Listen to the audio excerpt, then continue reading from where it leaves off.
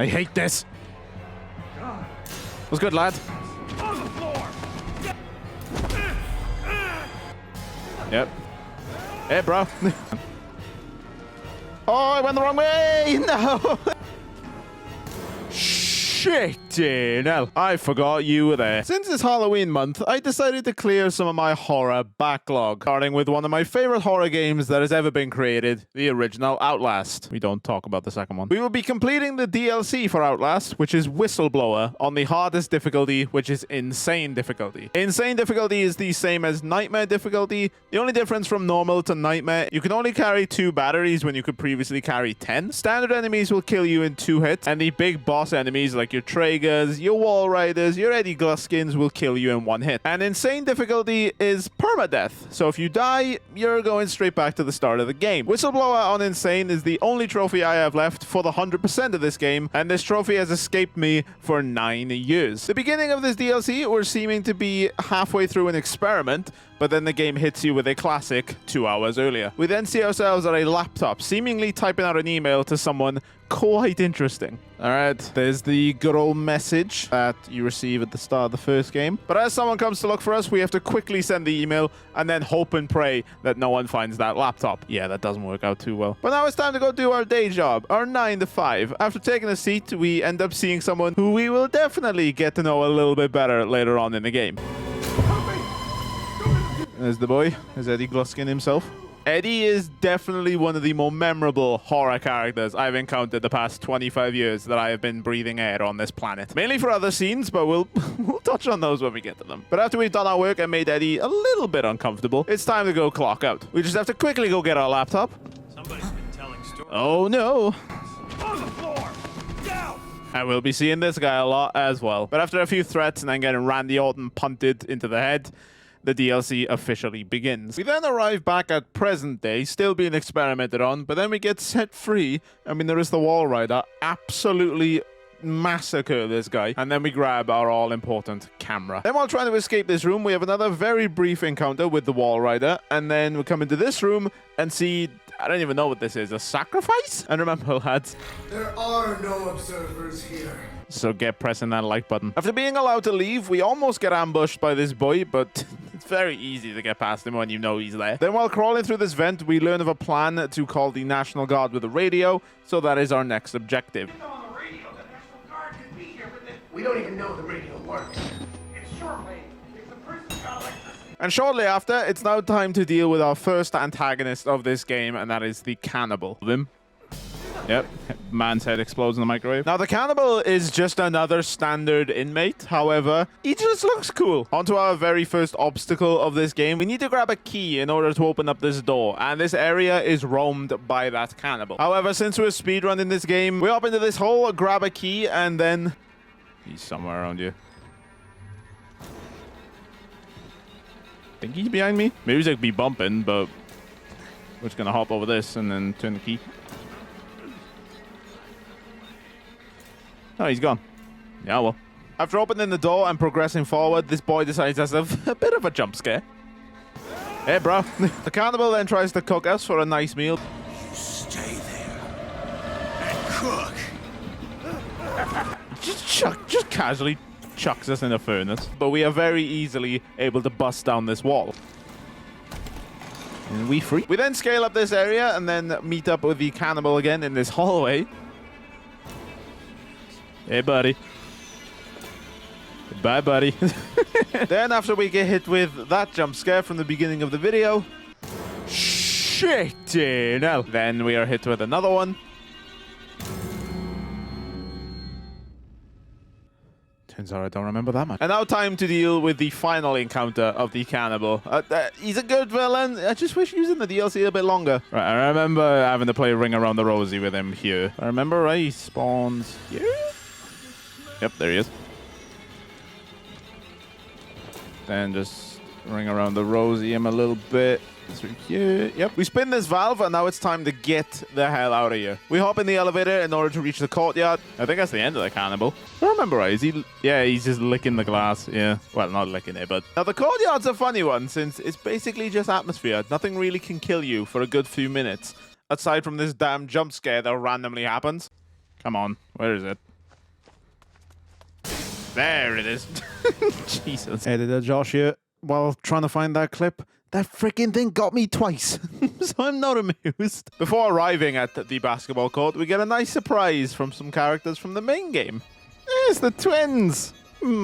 These were like some of my favorite characters in the game. I don't know why, I really like them. We then arrive at the basketball court, and it looks like they really don't want to shoot some free throws. Oh, yep.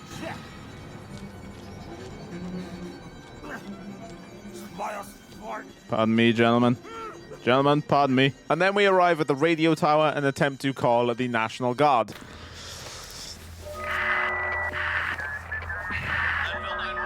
Alright, let's get out of here. Nope, not quite.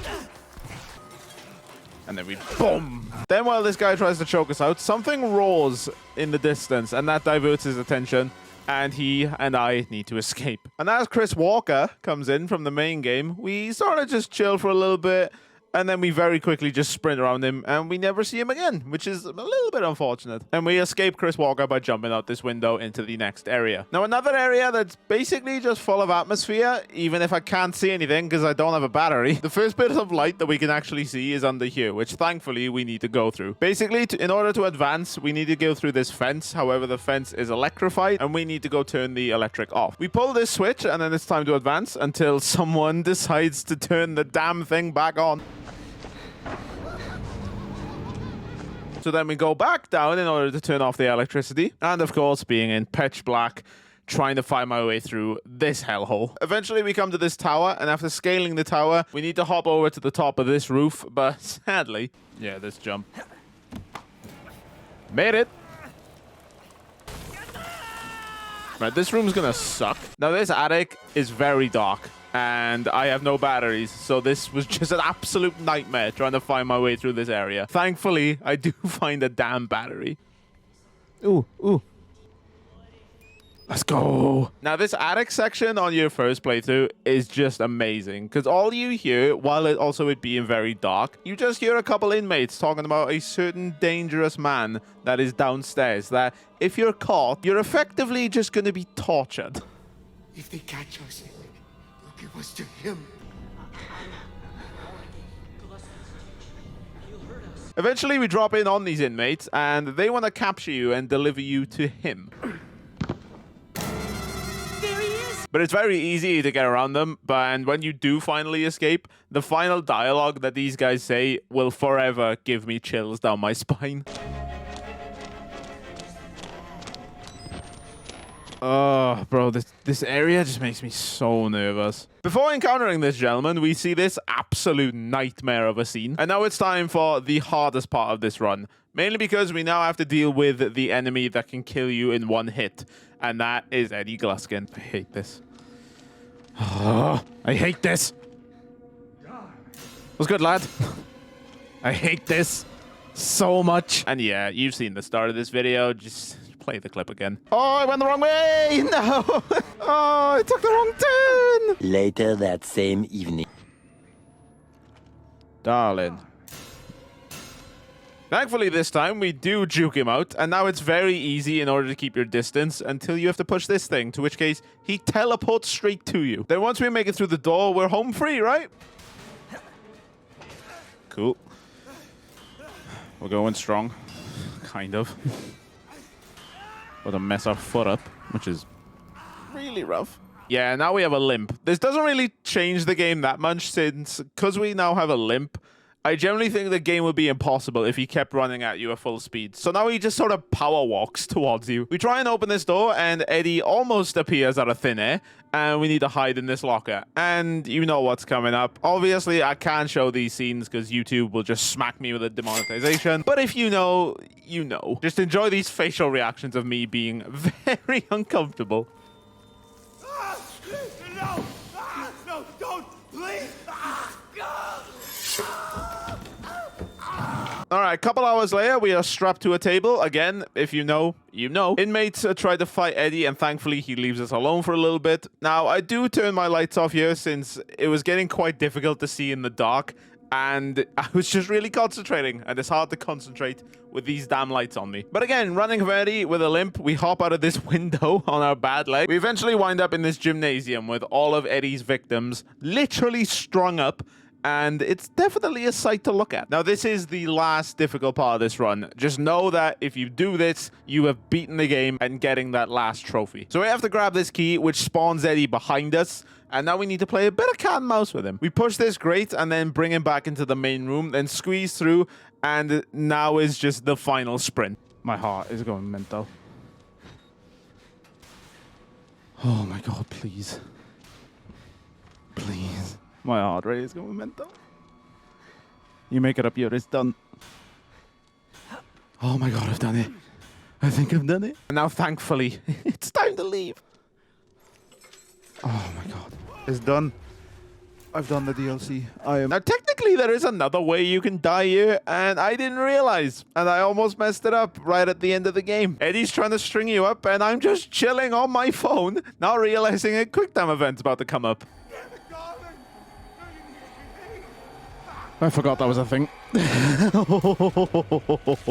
And that is the end of Eddie Gluskin, one of the creepiest villains I have seen in a video game. Now we try and make our way to the exit of the asylum. We do see some cool references from the main game, like the burning chapel and of course Dr. Traeger. But when we make it to the entrance, I just get all nostalgic, I'll be honest. Oh, bro, the memories. Obviously down there, the basement down there, the security room over there. Oh. Then this douchebag is somehow still alive. Then while escaping, we notice Miles' car from the first game. And yeah, it's time to finally leave. We open a .zip file and slam the laptop shut. Let's do it. Let's shut this laptop and let's shut this. So good. Hey, Ball Whistler. There's the game. There's the DLC on Insane. One of my favorite horror games ever made. I have finally 100%ed. If you guys want to see me plan another horror game, I don't know what it would be, but click on the screen.